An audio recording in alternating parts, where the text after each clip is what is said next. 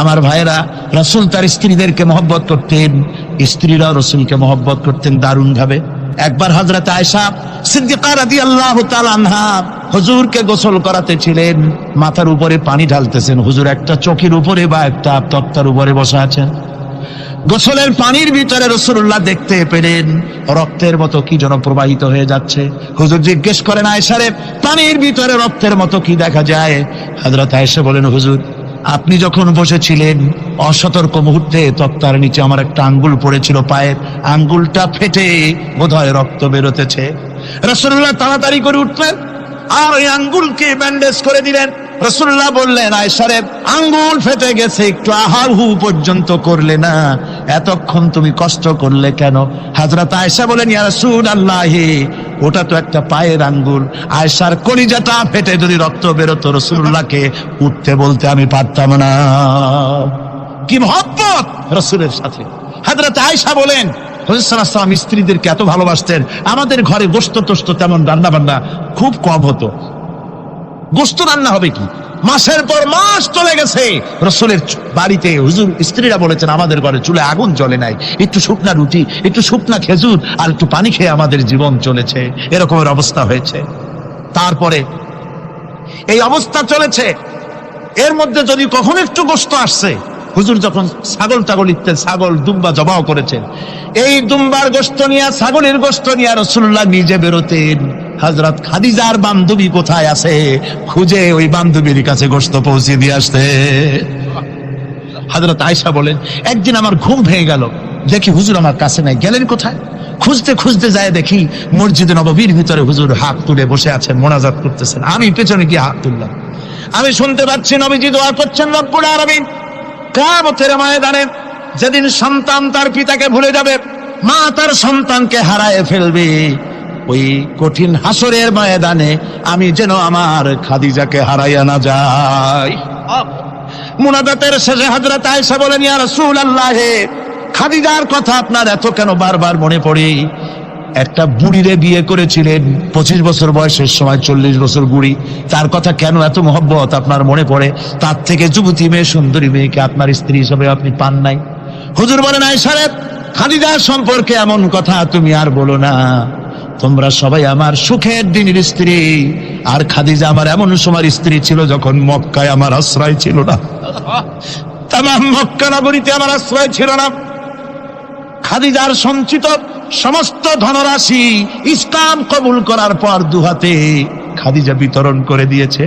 হযরত আয়েশা বলেন, হুজুর আমার গোস্তাকি মাফ করে দেন, আমি আর এরকম বলবো না, তবে খাদিজা সম্পর্কে আমার কিছু একটু শুনান।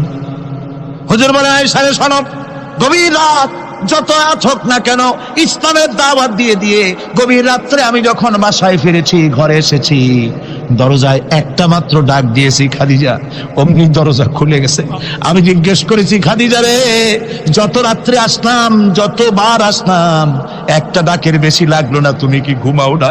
হযরতে খাদিজা বলেছেন, ইয়া রাসূলুল্লাহ, আমার মনের ভিতরে ভয় থাকে, আল্লাহ রাসূল দ্বীনের খেদমতে বাইরে আছেন, আমি যদি আরামে বিছানায় ঘুমায়ে থাকি আর নবীজি দরজার কাছে দাঁড়ায় আমারে ডাকাডাকি করবে, উঠতে যদি দেরি হয়ে যায় নবীজির সঙ্গে বেয়াদবি হয়ে যাবে, এই মনে করে আপনি না আসা পর্যন্ত দরজার সাথে পিঠ লাগাই আমি দাঁড়াইয়া দাঁড়াইয়া ঘুমাই। আমার ভাইরা, হযরতে খাদিজার ইজ্জত স্বয়ং আল্লাহ দিয়েছেন। কে দিয়েছেন? হাদিস শরীফে এসেছে, রাসূলুল্লাহ জাবালে নূরে বসা, গারে হেরার ভিতরে বসা, হযরতে জিবরাইল রাসূলুল্লাহর সঙ্গে কথা বলতেছেন। একটু পরে হযরতে জিবরাইল বলেন, ইয়া রাসূলুল্লাহ, আমি আর এখানে বসবো না, আমি এখন চলছি। আমি দেখতে পাচ্ছি খাদিজা আসতেছে আপনার জন্য খাবার নিয়ে।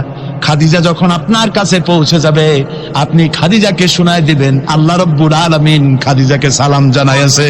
সুবহানাল্লাহ, সুবহানাল্লাহ। রাসূলুল্লাহর কাছে হযরতে খাদিজা যখন আসলেন, হুজুর বললেন, খাদিজা, আজকে তোমার জন্য দারুণ সুখবর। বলে কি? বলে আল্লাহ পাক, জিবরাইল কেমন উঠে গেল আমার কাছ থেকে, জিবরাইল বলে গেল আল্লাহ তোমাকে সালাম বলেছে।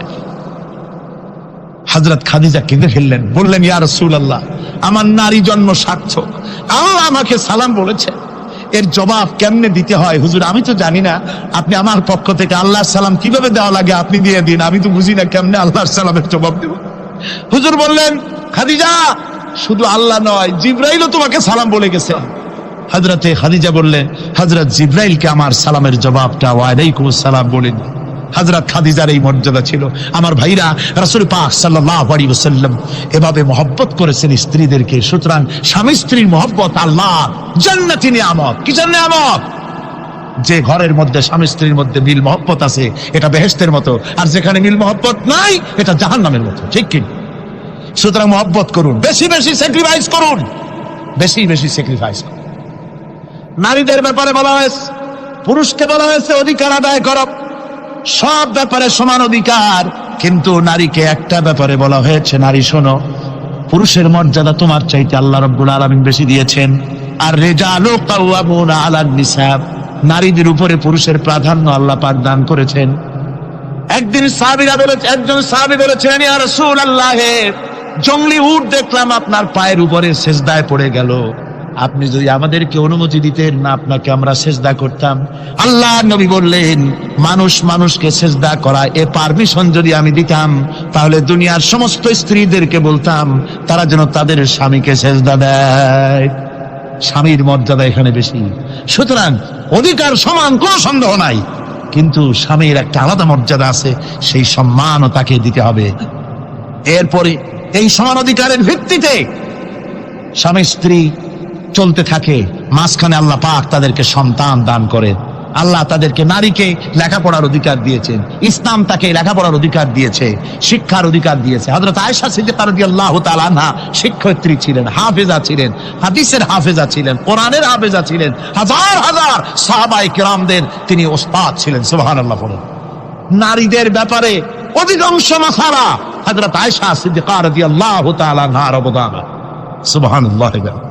নারী যুদ্ধ করেছে, যুদ্ধের ময়দানে নারীর অধিকার আছে। নারী চাকরি করতে পারবে, নারী ব্যবসা করতে পারবে, নারী লেখাপড়া করতে পারবে, নারী সেনাবাহিনীতে যেতে পারবে, নারী সব করতে পারবে, কিন্তু পর্দার মাধ্যমে।